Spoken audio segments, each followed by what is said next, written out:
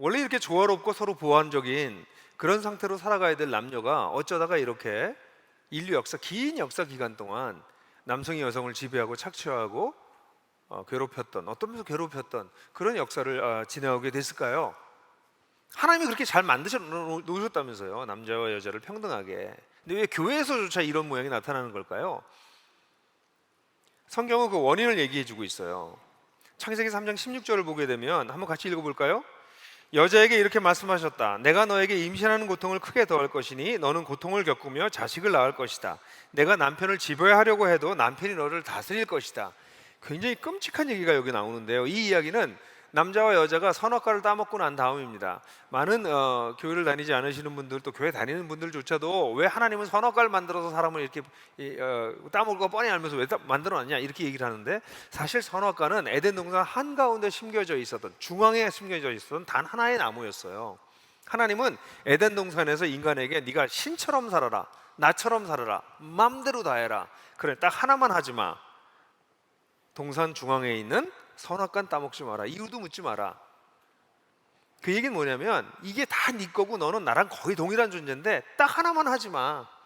내가 너보다, 내가 하나님이고 넌 피조물이란 뜻이야 라는 하나님과 인간의 경계선이 선악과였거든요.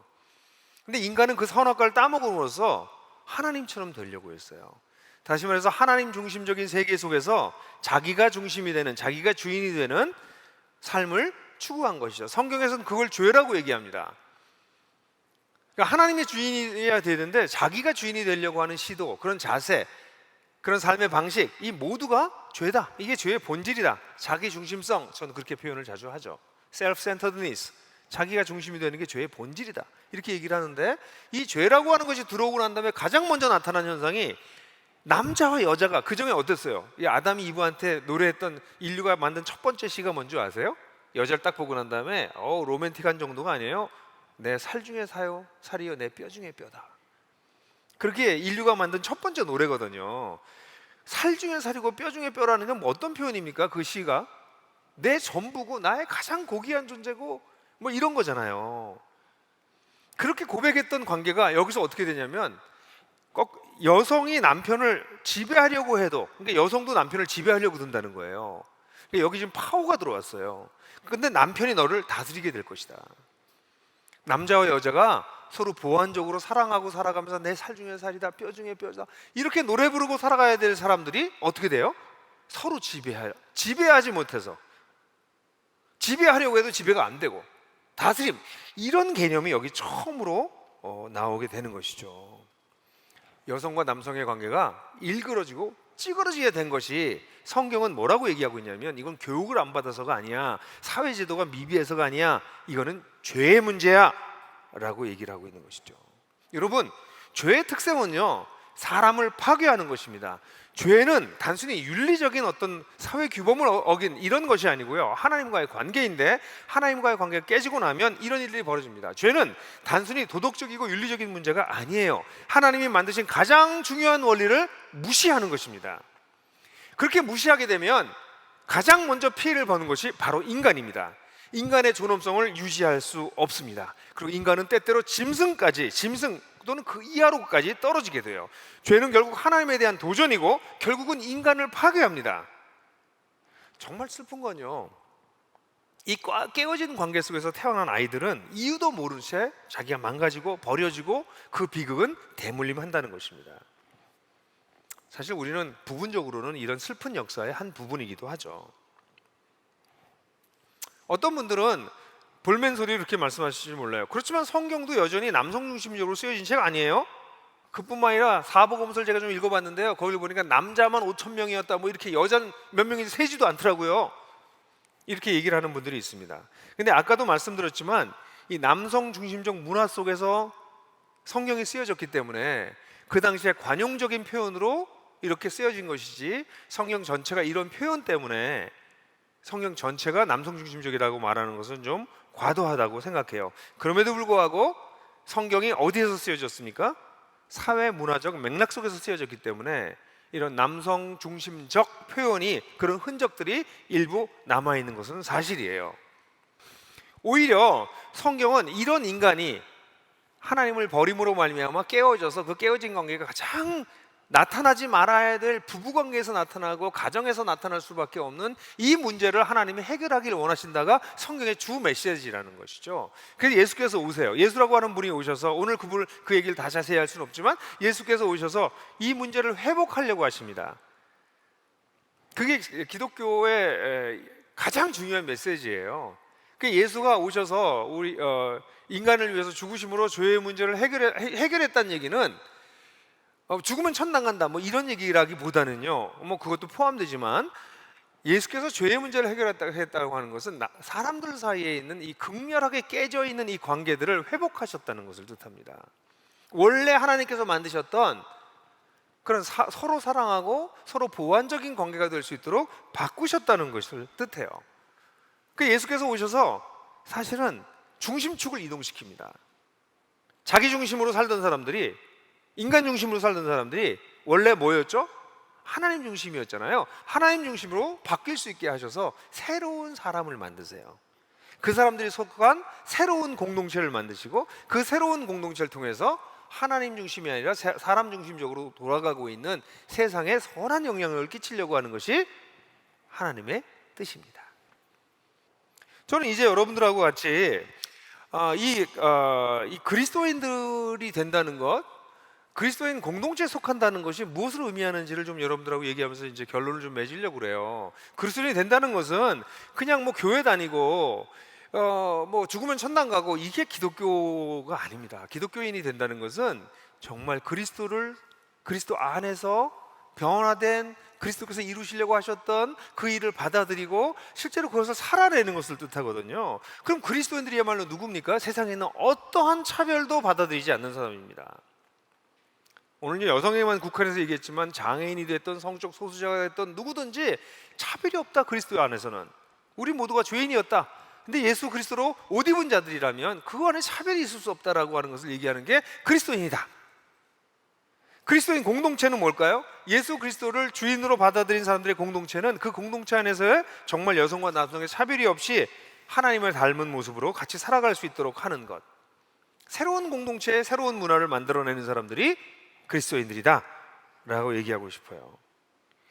2000년 전에 이미 그리스도 예수 안에서 이루어진 이 성차별의 철폐 사상이 인류의 오랜 관습과 잘못된 권위주의, 그리고 이를 지지하는 것처럼 보이는 몇 편파적인 성경에 대한 해석으로 말미암아 교회 안에 퇴색한 것은 너무 안타까운 일이에요. 오히려 기독교 사상 때문에 여성이나 아이나 노예들도 철폐되고 이런 것들이 문화에 영향을 끼쳤는데, 그래서 성경적 가치관의 영향을 받아서 세속사회가 양성평등을 논하고 있는 이 시대에 오히려 거꾸로 한국의 교회 일부였으면 좋겠어요. 일부가 이렇게 퇴행하고 있는 것은 예수를 믿고 따른다라고 얘기하는 사람들에게는 정말 부끄러운 일이라고 말하지 않을 수 없죠. 그래서 사실은 오늘 제가 길게 여러분들하고 논의를 못하지만 양성평등이 성경에서 가르친다기보다는 양성호혜, 양성이 서로에게 도움을 주고 하나가 되는 평등이라고 하는 것 자체가 싸움을 얘기를 해요. 이게 평등이 되려고 그러면 누가 올라가냐 낮아지냐를 가지고 끊임없이 싸워야 되거든요. 그래서 성경은 양성평등을 주장한다기보다는 양성호혜, 서로에게 도움을 주려고 하는 존재다 라고 하는 것이 더 성경적인 표현입니다. 그래서 서로 대립하고 서로 이 평등을 이루기 위해서 51대 49냐 49대 51이냐 이거 가지고 싸우는 게 아니라 자기의 권리를 가지고 서로를 섬기는, 이게 성경에서 얘기하는 사상이기 때문에 사실 양성평등이 따라올 수 없는 다른 사상을 얘기하고 있는데, 그것을 어디에서? 가정에서 먼저 이것을 해보셔야 됩니다. 부부가. 근데 여러분들도 이미 오래된 관습과 성경에 대한 잘못된 생각과 권위주의 때문에 이런 생각을 가지고 있거나, 또는 오늘날 얘기하는 양성평등이라는 것 때문에 일종의 투쟁적으로 51대 49냐 49대 50이냐 이런 거 가지고 싸우지 마시고 어떻게 서로에게 돕는 배필이 될 수 있을 것인가를 가정에서 같이 머리를 맞대고 기도하고 이야기하는 것이 부부에게 필요합니다. 아이들을 키울 때도 당연히 요즘은 아이를 하나밖에 안 키워서 뭐 남성 우월, 뭐 남존 여비 이런 게 가정에도 없어진 게 다행이긴 하지만 아이들에게 이런 사상을 잘 가르쳐 주는 게 필요하겠죠. 여러분,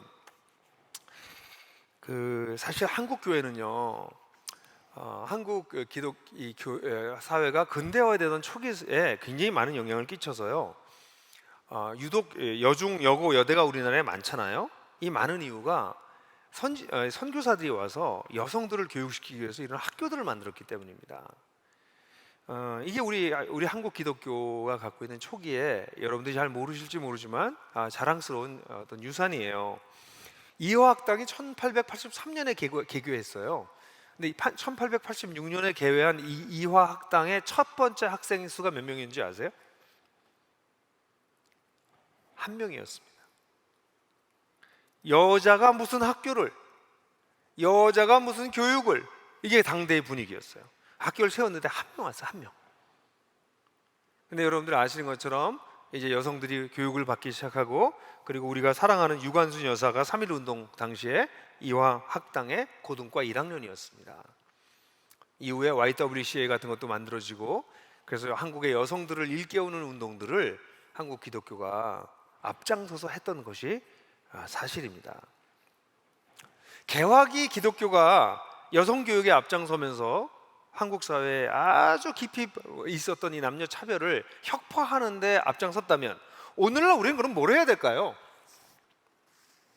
사실 저는 아까 조금 전에 말씀드렸던 여러 가지 것뿐만 아니라 한 가지 더 좀 생각한다면, 저는 지금 같은 상황 속에서 여성들을 보호하고 그들이 자신의 마땅한 권리를 찾을 수 있도록 도울 뿐 아니라, 사실은 지금은 어떤 일이 벌어지고 있냐면 20대 남성들 가운데서는 이 남녀의 이 평등에 대한 얘기를 하면서 남성이 오히려 차별을 받는다라는 생각이 강화되고 있습니다. 여러분 잘 모르실지 모르는데 20대들 남성들에게 조사한 결과를 보면, 작년 결과를 보고 제가 깜짝 놀랐는데요.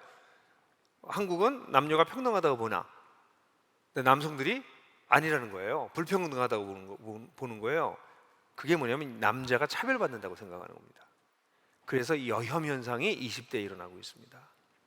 여자를 혐오하는, 그래서 이상한 폭력 같은 것이 막 나타나고 하는 것이 지금 일어나고 있는 사회적 병리 현상인데, 이것은 사실 일종의 기울었던 시소가 평형을 찾으면서 이 흔들리는 가운데 남성들이 일부 자기가 오히려 차별당한다고 느낄 수 있는 그런 부분입니다. 이건 몇 번 더 시소가 왔다 갔다 해야 평형이 이루어질 거라고 생각해요. 그런 면에서 저는 젊은 남성들을 격려하고 여성과 남성 간의 대화가 일어나도록 하고, 그래서 남성과 여성이 조금씩 양보할 수 있도록 이 남성과 여성의 이 긴 차별의 역사도 공부하고, 성경에서 뭐라고 가르치는도 보고, 이것의 대안적인 문화도 만들어가면서 어떻게 서로가 도와갈 수 있는 그런 사회를 만들어갈 것인가 하는 것이 오늘날 우리 특별히 교회가 해야 될 일이라고 생각해요. 150년 전에 여성 인권 신장에 누구보다 앞장섰던 기독교가 오늘날 반목과 혐오가 가득한 한국 사회에서 감당해야 될 일이 바로 이것입니다. 그 일을 시작할 때 150년 전에 교회와 여학교를 먼 발치에서 보던 여성들이 하나둘씩 교회로 들어와서 사회와 교회와 가정에서 중요한 역할을 감당했듯이, 오늘날 아주 과부장적이고 남성주의적인 형태의 교회, 이걸 진저리 치고 교회를 떠났던 여성들이 교회 안에서 여성과 남성이 서로를 돌보고 하나가 되고 사랑하는 그런 비전을 발견하고 교회로 다시 돌아와서 하나님 나라를 드러내는 그런 교회 공동체를 세우는 일이 일어날 수 있지 않을까요? 혹시요 2000년대 오늘날 한국 교회가 다시 원래 기독교를 복원해서 여성과 남성이 정말 아름다운 모습으로 서로 호혜적으로 보완적으로 하나 돼가는 모습을 보고 훗날 이런 말이 있으면 어떨까요? 150년 전에 여자가 무슨 학교야? 이렇게 얘기했었던 이 전설 같은 이야기가 오늘날 교회에 무슨 여자가? 라는 얘기가 한 50년 지나면 그게 무슨 소리예요? 오늘날 남성과 여성이 차별받는 이런 이야기들이 그냥 전설이 되는 그런 날이 혹시 오지 않을까요? 그 일을 오늘날 교회 다니시는 분들은, 그리스도를 정말 믿는 분들은 그런 삶을 살아내실 뿐 아니라 사회 속에 이런 가치가 드러나도록 같이 애쓰는 여러분들이 우리가 되기를 간절히 바랍니다.